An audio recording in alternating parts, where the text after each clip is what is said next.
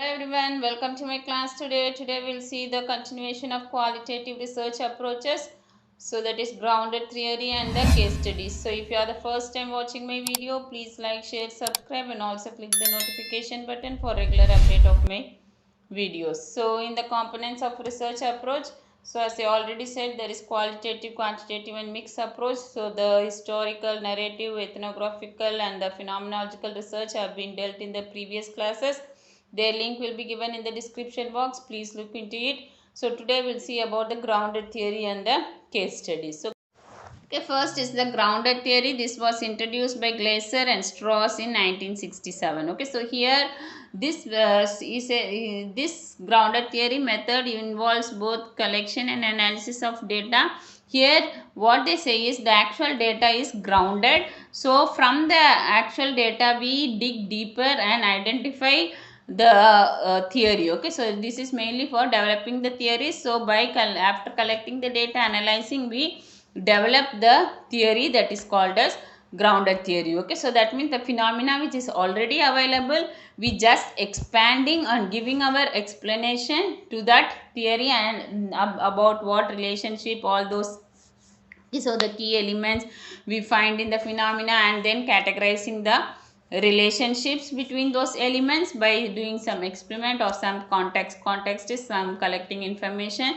So with all these methods we just explain the phenomena that is called as grounded theory. Okay, so for example, like in primitive period this something. Okay, so even now we know about what happened in the primitive period, like people made a fire out of stone, like they crash two stones and make fire. So like this we heard some theories from books, etc. Okay, this is because people have grounded, that is when they get some data they will go deeper in the data and analyze and bring about a theory that is called as grounded theory. Okay, so in definition, so it is a systematic inductive method. Systematic means we follow step by step, some steps are there that we follow, and inductive is from specific to general. Okay, that is we find some particular information and we keep on digging deeper and then we come to a general theory like this. Okay, so that this primitive people were living like this, so a theory is made in a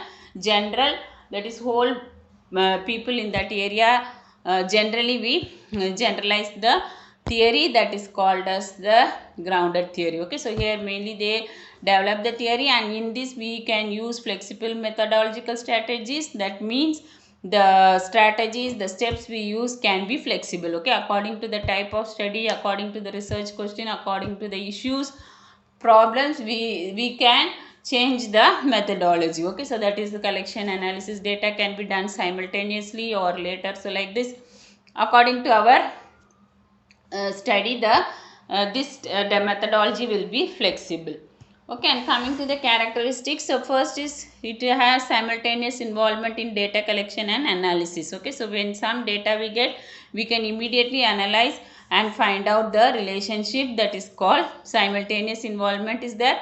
And next is construction of analytic codes and categories of data. Okay, so mainly in grounded theory we get some concept is some idea and we see the key elements in that concept. Okay, so key elements, so like as I said, if they made a fire out of stone. Okay, so key element will be stone, fire. So like this they check for the key elements and categorize. Okay, so categorize is giving some groups. Okay, so that is one, this is in this category. So like this we categorize the data. Okay, so after so coding is they find the key elements and then categorize the data, and from that they will construct the theory. Okay, so theory is constructed from this analytical codes and categories.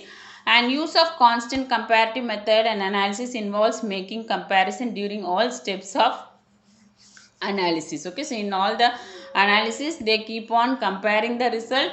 So they constant, so that is in grounded theory we constantly compare. Okay, compare is we see if there is any same theories are available and we compare the theory with this theory. Okay, so in every step we can compare it and develop theory by each step of data collection, analysis, memo writing to elaborate categories, etc. Okay, so every step of data collection we can keep on writing the theory. So that is memo writing. Okay, memo writing can be some important thing we wanted not to forget. So when we go in that area and identify, we get some important things. So those things we can take like a remember notes or memory notes. Okay, so that is called memo writing. So this can be a diagram or a tabular column, whatever may be according to the study. We can make some memo writing and elaborate the categories. Okay, so categories means we can give the paragraph in a subtitle. Okay, so whenever we write theory, we give it in a subtitle. So like that we can give some categories and thereby develop a theory. Okay, and theoretical sampling will be towards theory construction.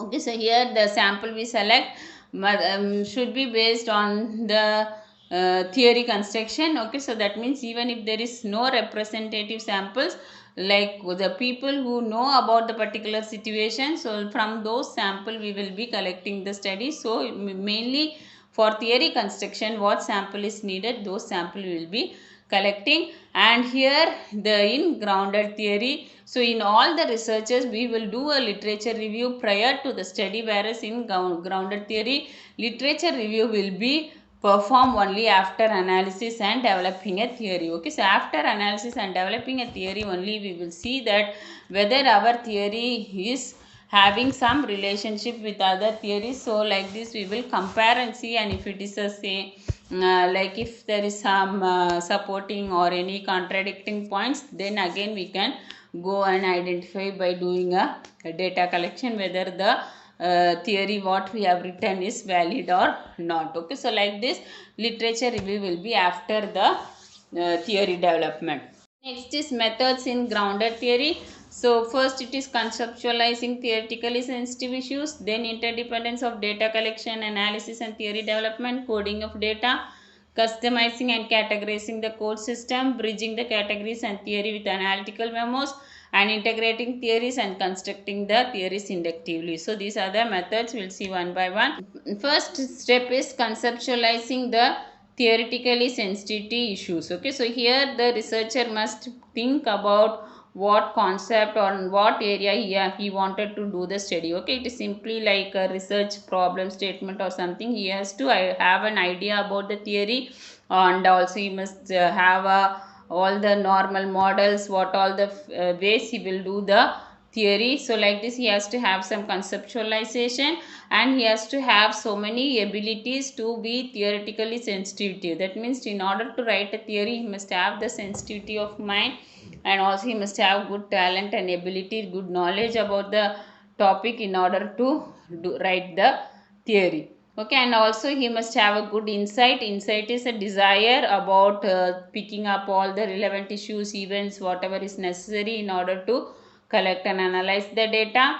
And also this theoretical, when he has a good insight, that means motivation, and when like on the area of research, and when he wanted to have something and he has a good conceptualizing, that is when he conceptualizing he has good ideas, and when he is able to organize those ideas and abstract connections. Abstract is what is the meaning, when he is able to comprehensively think and take and visualize the thing in all the aspects with all this multidisciplinary approach if the researcher is having, then he will be able to develop a theory. Okay, next step is the interdependence of data. So here the data collection, the data analysis and the theory development, they are not the next successive steps, but they can be interrelated. So that is the researcher can first write a theory, then he can go and analyze the area.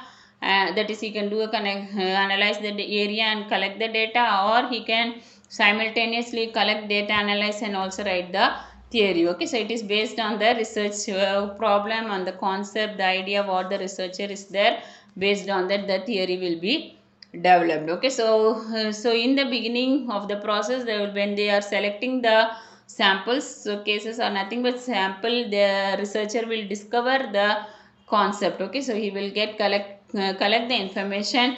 Later on when he goes to that area, there can be some changes, differentiation, or if they want need more elaboration about the concept, or any validation, again the researcher later on he can go to that area and again validate and see whether the theory is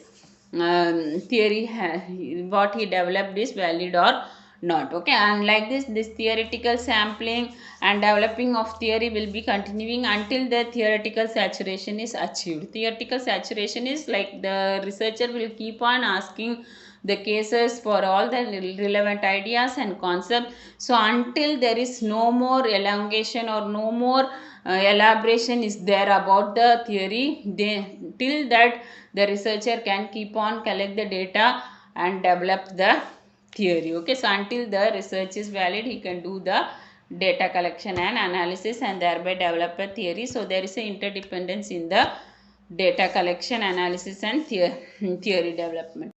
Okay, next is coding of data. So here the researcher, when he is doing data collection, he will give some categories. Okay, so that we see he will make the whatever he get the concept, he make into categories and gives a code. Okay, so code is some label or subheading or like a title he will give for each code, that is called as coding. So there are three types of coding. Open coding.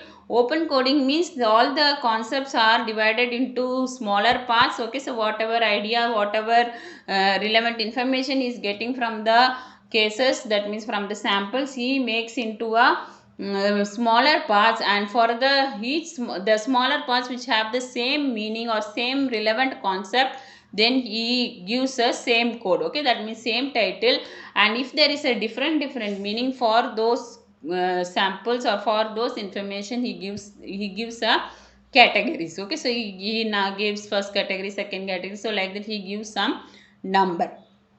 Okay, that is open coding. And next is axial coding. Okay, so in axial coding, from the categories, okay, so when the concepts were different, so it is one in axial coding is advanced stage of development. So from the open coding, the researcher will see what all the relationship there are there between the concept and categories. Okay, so that means, so the researcher still more he will collect the sample and still more he will get information to see if there is some relationship between the concept and the categories. Okay, categories are the codes with different order, so he will see the relationship. And in selective coding, if there is some relationship, okay, so when further information is collected, if he finds that there is some relationship between the two codes, okay, so that is the same code, that is the concept and categories, then the researcher will elaborate, develop, and mutually he will combine the axial coding into one theory, that is called as selective coding. Okay, so from the axial coding, the concepts will be elaborated, integrated, and validated, and that cohesive theory where they will give the abstract concepts, that is called as the selective coding.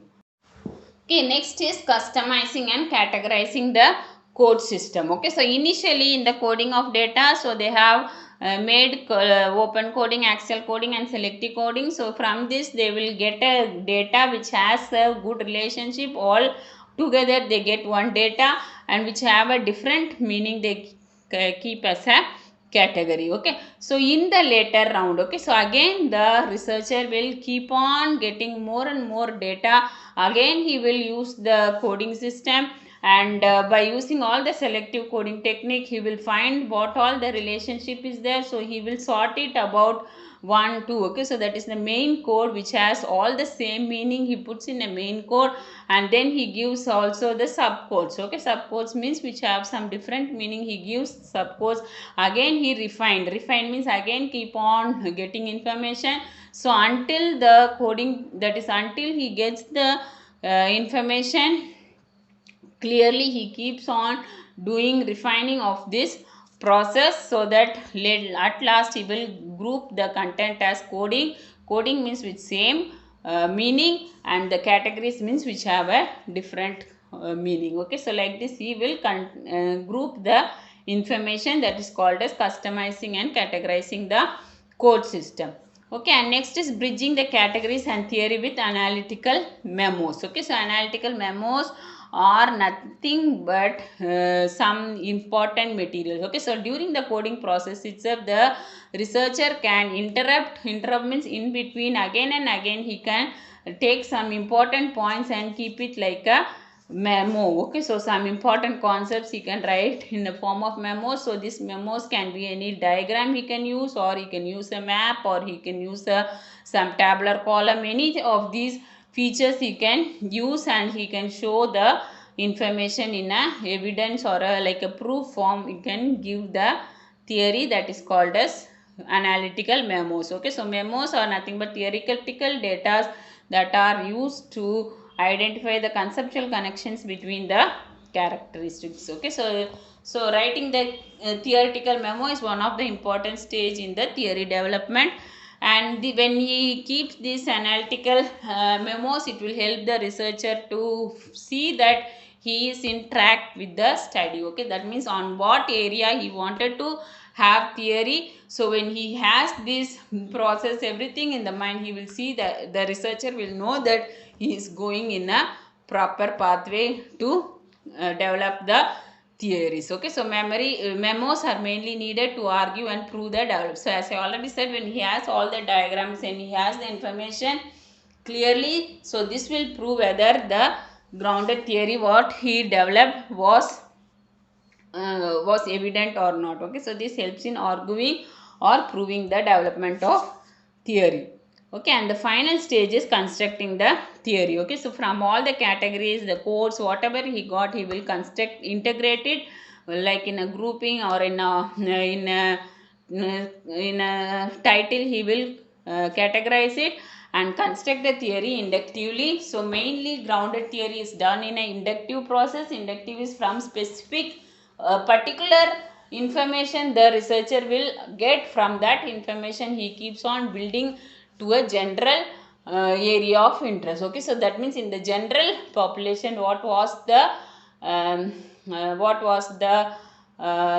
theory that he will develop, that is called as constructing theories inductively. Okay, so here the different categories, now they will be related to each other, or and the core variable is written. Okay, so theory should have all the concepts and there carefully he has to describe and write the theories. Okay, so the researcher can construct the theory in the form of tables or any figures, that is diagram, so that it is easy for the readers to read, or he can write it several times like a first draft, rough draft, or a final draft. So like that he can keep on writing and he can make it like a relevant scholarly literature means that can be useful for publication so that people can study. And finally the theory should be edited for style language. Okay, that means all the English what he is using is correct or not, and for the style. Okay, so that means whether the meaning everything is arrived. So all those things the researcher has to see, and finally that has to be submitted for publication.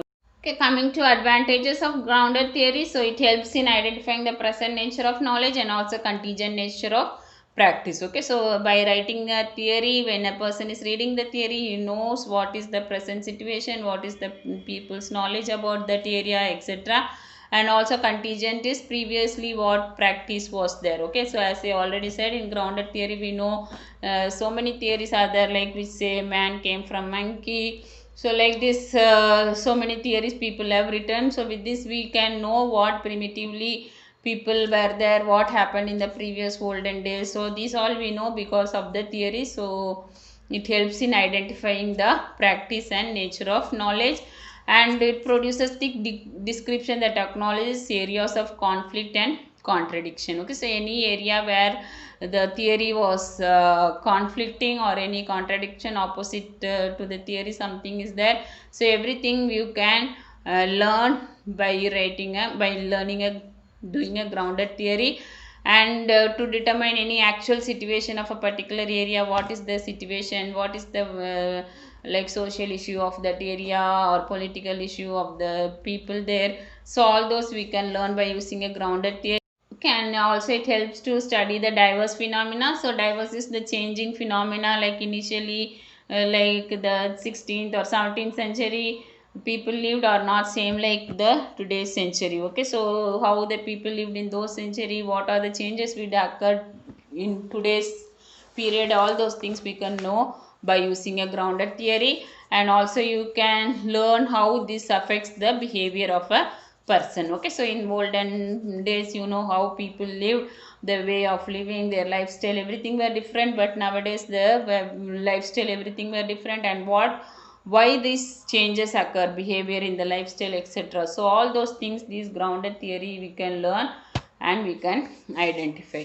Okay, and the disadvantages is, here there will be so many data. So when you go and collect information, each people will give different data about the particular situation. So there will be so many data and it is difficult to manage. And to do a grounded theory, we need a more skill in order to generate these codes, categories, and you have to collect the information very keenly, and we have to have a good insight. So it's needed more skill in doing a grounded theory. And as I already said, there is no standard rules. That is, you can do a data collection analysis before theory development, or you can do a theory, you can develop a theory, then go and see for validation of the theory by collecting the data. So there is no strict rules, so there is no format or a standard to follow in a grounded theory. So these are the disadvantages. Okay, next is the case study research. Okay, so here in case study, some complex issue or some phenomena we learn, like for example cancer. Okay, so cancer is one of a complex disease nowadays. So from the complex issue we go in depth, we learn what is the problem, why persons are coming with cancer. Okay, so what is the things that are causing cancer. So like this, we comprehensively understand the real life situation and context of the particular issue, that is called as case study. Okay, so it is here, it is a naturalistic research design. That means we don't do any experiment, just what naturally some problem is occurring, that we in a natural way we go and study. And central theme of the case study is to explore the phenomena in depth in its natural context. Okay, that means we don't do any experiment or we don't control any person, we go and see the research, we do the research in depth by analyzing the phenomena, that is called as case study research. Okay, and there are three types of case studies. One is intrinsic case study. So this is studying about the unique phenomena. Okay, so that is, researcher defines the uniqueness of the phenomena. Uniqueness is, there is some thing which is not related to others. Okay, so cancer means, what is the uniqueness in the cancer, like that is, it uncontrollably grows, or these are the unique causes of cancer. So like this, some intrinsic phenomena when it is studying, that is called intrinsic case studies. And instrumental case studies, so here the researcher will study about a phenomena, and he will also see the relationship, or he will identify how this phenomena is different from the others. Okay, so that is, he will see the different that is the issue, how it is different from the others. So like a broader insight, he will collect the study, that is called instrumental case study. And collective case study is taking multiple person and studying simultaneously, so that there will be a broader knowledge, to generate a broader knowledge, that is called as collective case study. Okay, and next is steps in case study. So first is determining and defining the case or research question, and next is selecting the case and preparing for data collection of data, analysis and interpretation of data, and finally we will prepare the case reports. Okay, so first is determining and defining the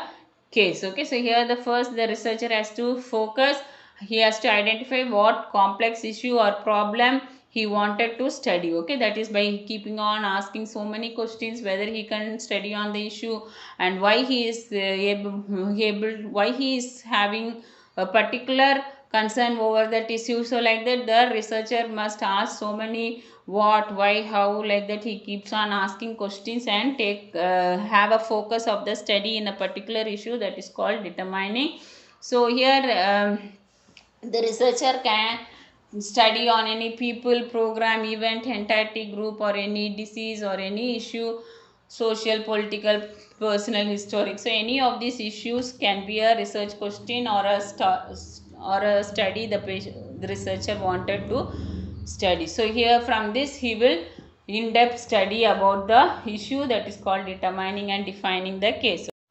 Okay, next step is selecting the case. So here the researcher will see how he will collect the case. Okay, so even if he is studying a single life event or a multiple life events, okay, so any single case, single study or different types of studies, anything the researcher, when he is selecting the samples, he has to think every situation as a single event, and every individual sample with a particular case he has to study uniquely. So like that he have to select the samples. Okay, even while selecting the samples, the researcher has to go back and here and see whether this sample what he selected is a representative sample of the study what he is going. Okay, so whether this sample will satisfy their his research questions or he will answer the research questions. So like that the researcher has to repeatedly think about the process and select the case. Okay. Next is preparing for data collection. Okay, so in case study approach, the researcher will have so many amounts of data. Okay, so when he is collecting about a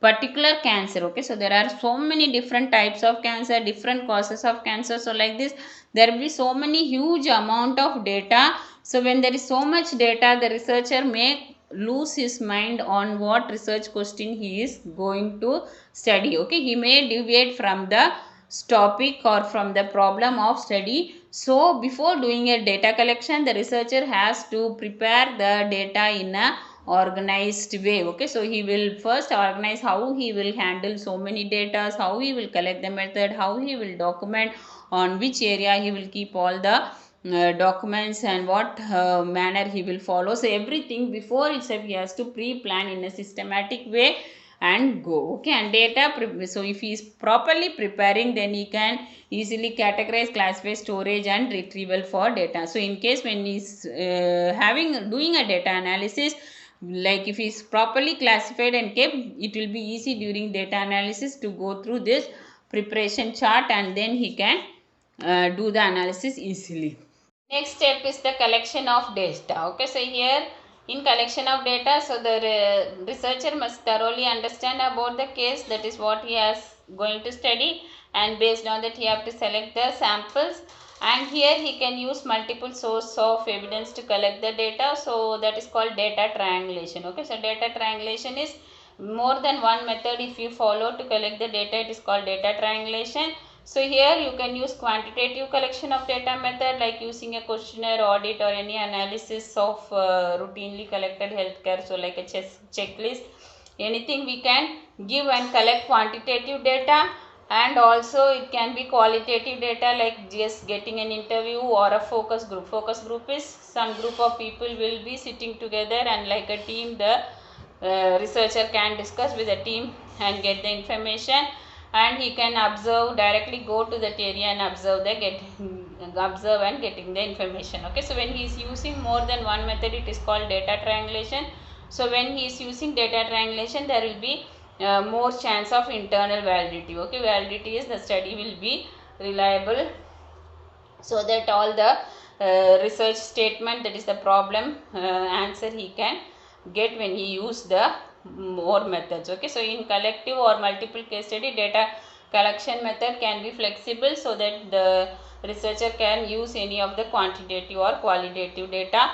Okay, in collective and multiple case studies, the data collection can be flexible, so that it can help the researcher to describe about the individual case detailedly.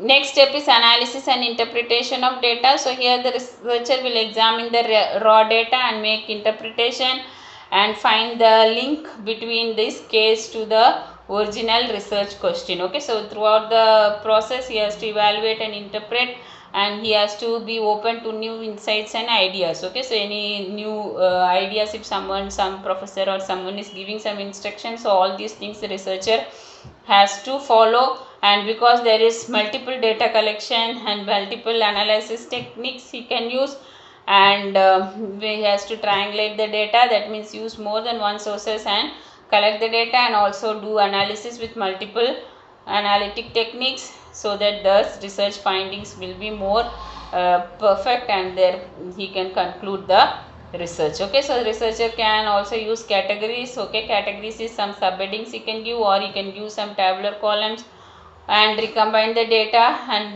so whenever he is doing analysis and interpretation, the researcher must keep on cross checking the results whether there is any discrepancy, that means any wrong in the facts. Okay, finally researcher has to prepare the case report. So here the data whatever is collected, it is written in the form of a report, so that all the complex issue will be transformed in a way it is easy to understand for all the readers. Okay, and once he is written the report, that has to be made in public so that everyone can read and apply in their experience.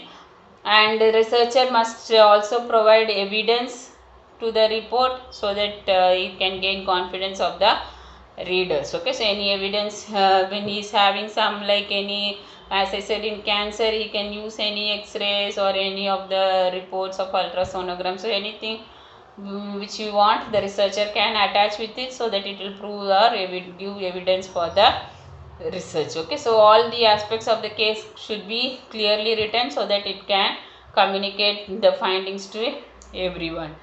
Okay, and in the case report, the researcher has to, in the introduction he has to acknowledge the participants, so that is one thank you page will be there. And next, problem statement and all the research questions what he is having, and methods for conducting research, and potential flaws is what was the delimitation in this method, data collection method, and all the explaining data analysis should be explained, and conclusion, suggestion for future research. Okay, all this subheading should be present in the case report. Okay, next is advantage of case studies. So by doing case study, the researcher can describe, explain, and all the events of daily situation also we can do a case study, so that it is very advantageous for people to identify the cases. And the case study will help in asking so many questions like how, what, and why. So like this, so many information can be provided. So how, in the form of how intervention is implemented, and what is the gap existing between the cause and the implementation, and why this implementation strategy was formed. So like this, so many questions the researcher can ask and find the answer for all the case studies. So it is very advantageous. Okay, disadvantages of case study is they don't have scientific rigor, and it is little used for generalization. Okay, so that means in case study we study about a case, but we don't do any experiment or find something new, so this cannot be generalized to the population. Only thing we can just elaborate on the case, so there is no scientific rigor. And next is, it is very complex because more data is required, and if the data is not adequate, that is little number of samples only are, if they are available, then the reports will not be relevant. Okay, so they will lose their credibility. So these are the disadvantages of case studies. So I hope you understood my class. Thank you for listening. Please like, share, subscribe, and click the notification button, and stay tuned.